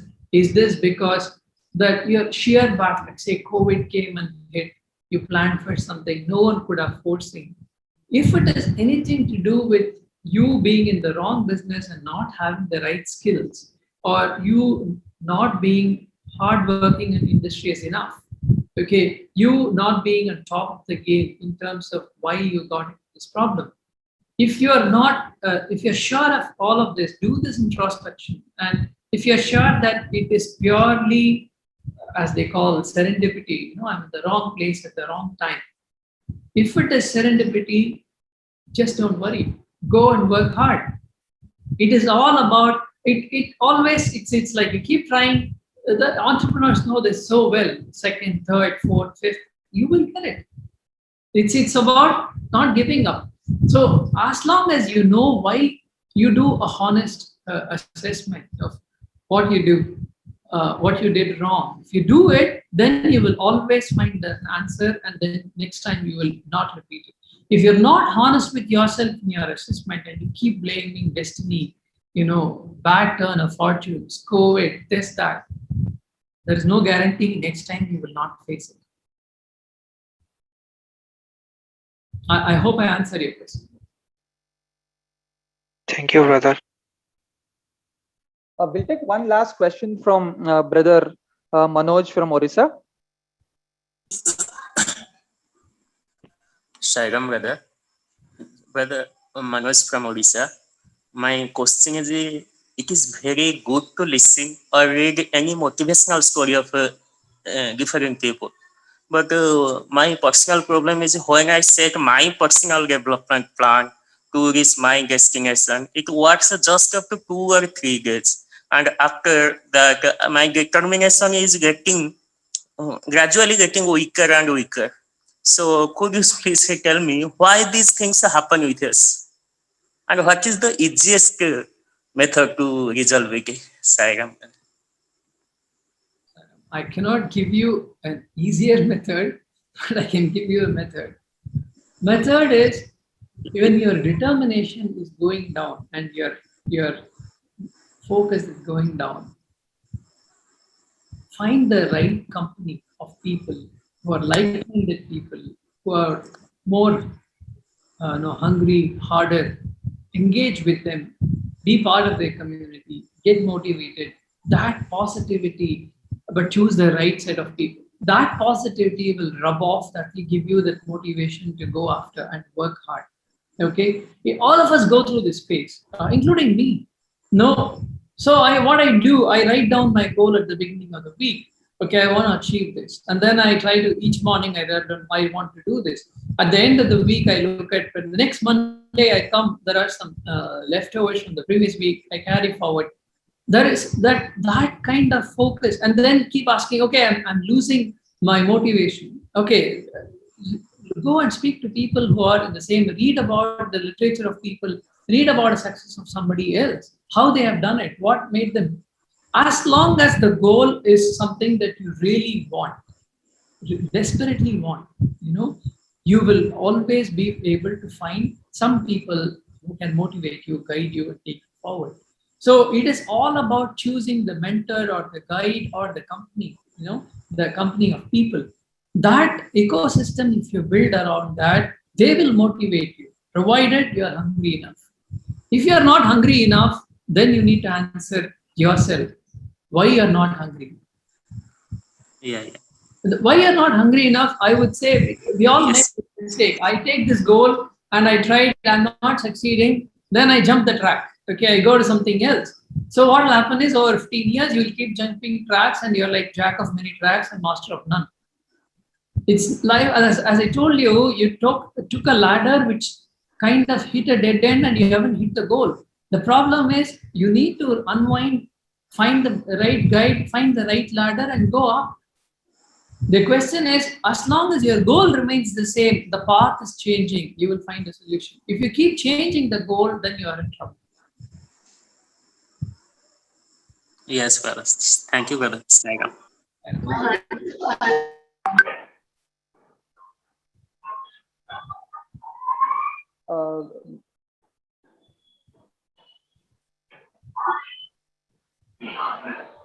Yes, hi. Are you able to hear me now? Yes. Okay, so we will request all the other brothers and sisters to share their questions with us on the WhatsApp group. We will open up the groups for you to share the questions, and we will collate all of the questions and send it to brother, and we'll request him to please answer the questions for the benefit of all the other participants. And Gopi uncle, do you want to say any few words? Yeah, thank you so much, Sai. I think, it's been an awesome day, and your experience, your thoughts of how you move forward in your life adds a lot of value to these youngsters. I know some of them are students, some of them are budding professionals, and I think they've taken the right cue, and I'm sure that Swami will bless them profusely, and they will learn these things more practically in their life as they move forward. Having said that, Brother Anand, at a short notice, you came over, and so nice of you to collate your thoughts. In fact, I'm happy that the thoughts that you actually shared today are in line with the entire program that we've had.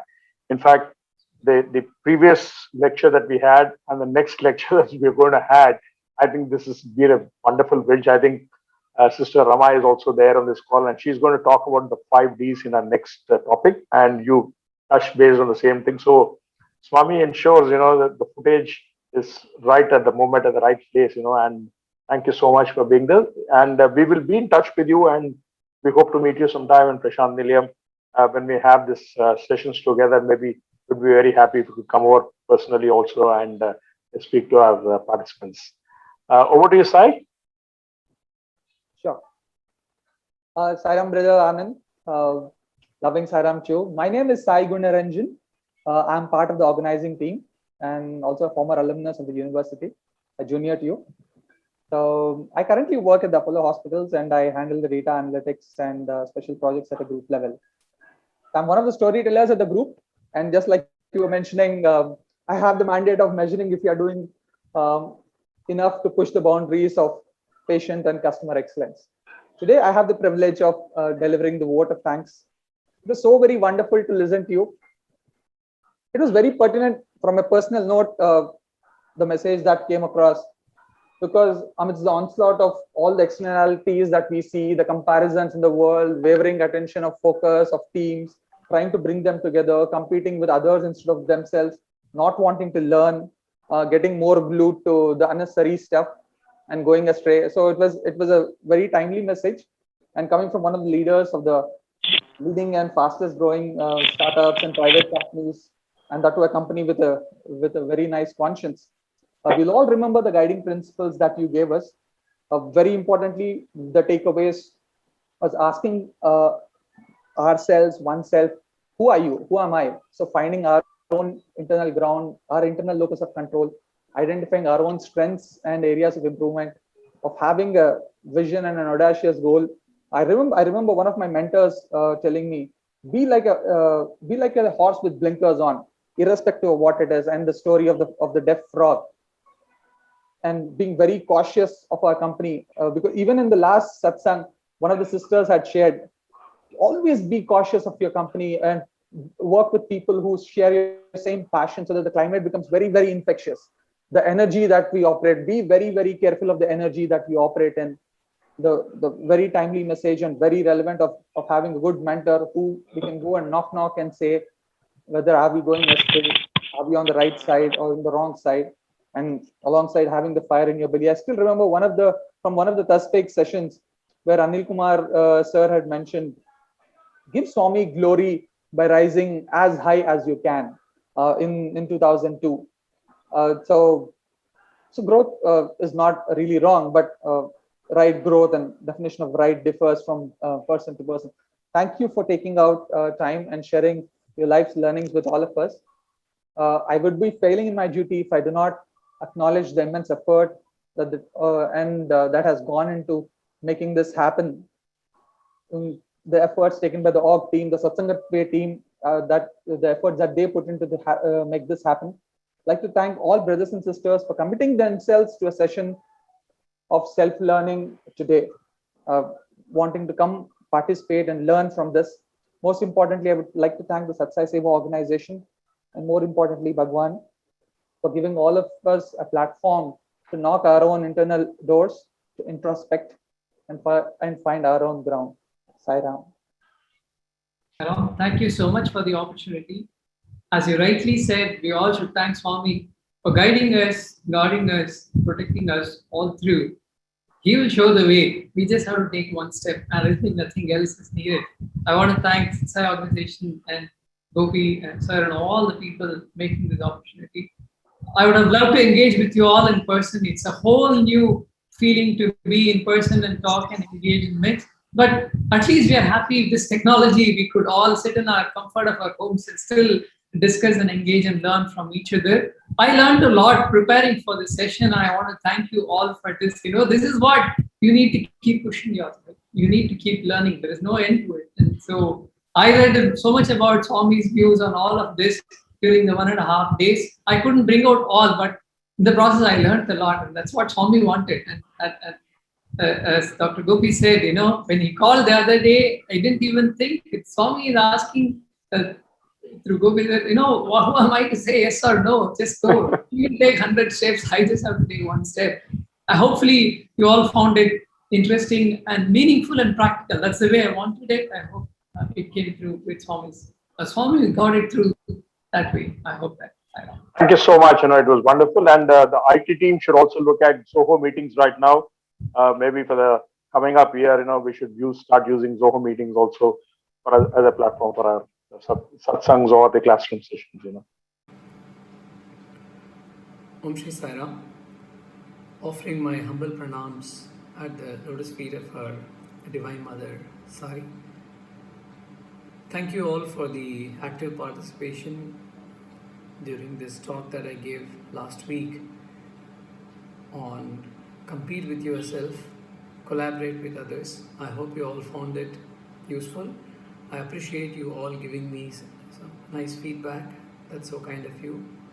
I also got some questions, and the request I got from the coordinators is that I do a small video on this and give you all responses through a video form. So I use this opportunity to address some of your questions. Do feel free to reach out to me further if you want to know something deeper. The first question is from Sai Monica from Telangana. So Sai Monica's question is, in the process of doing our work, we also have to learn new things. And when we try to learn new things, we lose time in learning and then we miss out on goals. Is there a faster way to learn? And is there any tricks and tips that I can share? So first of all, Sai Monica, I want to appreciate you for taking the effort to learn. I talked about this during our session as well. Learning is a very, very important part of our life. Self-learning is even more important. The more we invest in learning and upskilling, the more we will do well. Right? So the important thing that you need to do is you need to strike a balance between where you want to learn to achieve the job and where you want to learn to get some mastery on what you're doing. So you need to always find a balance between, I want to learn things such that I finish my goals on time. So never lose focus on your day-to-day deliverables, because you're going to be judged, you're assessed basis what you deliver. So it's important that you keep an eye out on what is needed as good to have or must have, and then move on to building mastery over it. So the thing is, break it down into logical things on what you should learn to achieve the goals that you have in front of you, plus continue to build on it. Therefore you build mastery over a period of time. So the smarter thing would be to break it down to what is a must have to achieve the goals that you have in front of you, and then not lose focus. Once you're done with your goals, come back again and start to upskill yourself. That's the only way I think you can strike a balance, because if you're going to go too deep into building mastery on something, obviously you run the risk of missing on the goals that are in front of you. Okay. Second question is from Shishti Verma of Uttarakhand. Okay, so Shishti's question is, we face challenges which are very different, and sometimes they are part of our studies, sometimes they are not part of our studies. We need to prepare ourselves personally and across other dimensions beyond just the learning. Okay, and we also have to accept things that comes across our way as part of the learning, and sometimes they may not be what we like to do. So how do we handle such situations when we are forced to learn things that may not be of interest to us? Life is always a package. There's never like it's Swami keeps saying, happiness and sorrow are two sides of the same coin. Okay, so everything is always a package. You need to accept it as a package. That's when you will get the composure and the calmness to address these things. It may not be things that you like, but they are necessary things. How many of us like taking bitter pills? But if you take those pills, you need to, that's when you get better. And then once you're better, you're focused back on what you're supposed to do. So as long as it is something that doesn't contradict your value system, as long as that is something that is deviating you from what you're supposed to do, if you have to do it, as they say, it is a necessary evil, but that's something that you cross, then you're back to your normal things, the one that you want to do. So do it as your chore. So make sure that you give a limited time to achieve what is needed. You may not be enjoying doing that, but you still have to do it as part of that. As I said, it's part of the package. So go with an open mind, finish it off as a chore. Make sure that you're done with it as quickly as possible, preferably at the start of the day, so you don't keep it till the end of the day. And then once you're done with it, you're mentally so relaxed and free that you can focus on the things that you love to do. So the faster you finish things that you don't like, the bit more time you have to do things that you like. And so it's important not to shove it under the carpet and think, it's going to go away. It's going to come back and haunt us. So it's not always that we get things that we love to do. So it's important that you acknowledge that and work towards that. Third question is from Vindhya Bandari from Telangana. Most of the time, we do not connect with like-minded people. When we do not work with like-minded people, we may get carried away by their behavior, by their vibes and their actions. What should be done in such a scenario? It's pretty much like what I said in the previous question. When we work as a team, each team member comes with their own likes, dislikes, their views. The magnanimity of a team member is when we are accepting the person as they are. As long as you are able to remain objective and you are able to work with them in a way that we are achieving the goals, you don't have to accept to their views, but we can always agree to disagree and move on. Okay, it's so important that you agree to disagree, identify the common points, and then start to move forward. As if you're able to do that and you're remaining objective, you don't get into this point of thinking that, I don't like this person, I don't like the way they think, I don't like this, I don't like that, and allow that to affect you. That's when it gets very disturbing. accept them as they are, treat them with respect, share your views, agree to disagree, move on and remain objective and remain impersonal. Don't let those people affect you. Okay, so allow them to do what they want to do, as long as it doesn't cross a line. As I said before, it doesn't cross your value system, it doesn't disturb. Just allow this to go on and you continue with your goals. If it gets very tough, go and talk to the manager. Don't talk about that person, talk about your inability to work in that environment. And then that's a good way to tell them that I have this difficulty, I need your help. Instead of saying, get this guy out of this team, or no, this person is troubling me. That gets into a more clash. So avoid the clash, but be firm and be objective. Right? The last question is Bomana Jayashree from Madhya Pradesh. Sometimes the results of professional goals on which we work, may not happen as fast as we would like, and even the future vision looks blurry. At what moment should we continue to strive, or at what moment should we decide to give up? Okay, what is it? It's a brilliant question. It's all about how clear you are about your goals and how transfixed is your vision on your goal, and is it truly a goal that adds value to yourself and someone else? If you believe you enjoy doing it, if you believe that it is the right thing to do, and you believe that it has value, just keep going at it. Take a break, take a pause, think of Swami, do some other activities, play some music if listen to music if read a book, come back again energized and continue to do. If you are convinced that you love doing what you're doing, and if you're convinced that it's going to add value to you eventually, then it's only a matter of time.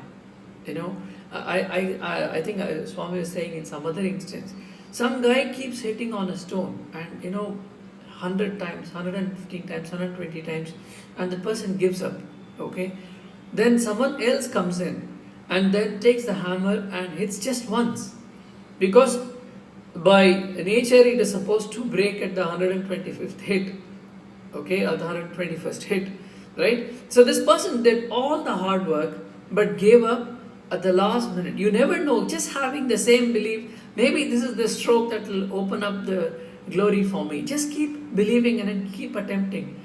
As I said, you should be convinced that you enjoy doing it. You should be convinced that it has value to you. As long as you are able to do and assure yourself of this, do not worry about when the result will come. It's only a matter of time. You just have to keep trying. Not all the Olympic gold medalists are so fortunate they just come and do one race or one participation and they win gold medal. They strive, they work hard, they go through so many challenges. They sometimes doubt themselves, the body gives up, but the spirit never goes away. The spirit remains. Have that spirit to fight, have that conviction, have that burning desire, you will succeed. I have attempted to answer these questions. As I said before, it would be great to meet you all and discuss, but we should thank Swami for giving this opportunity to do this online.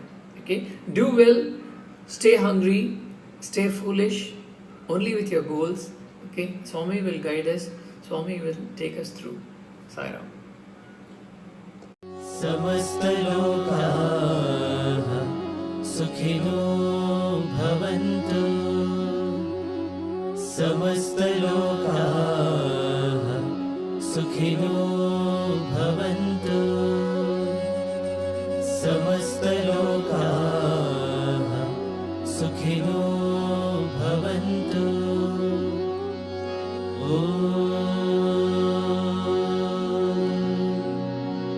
Shanti, Shanti, Shanti.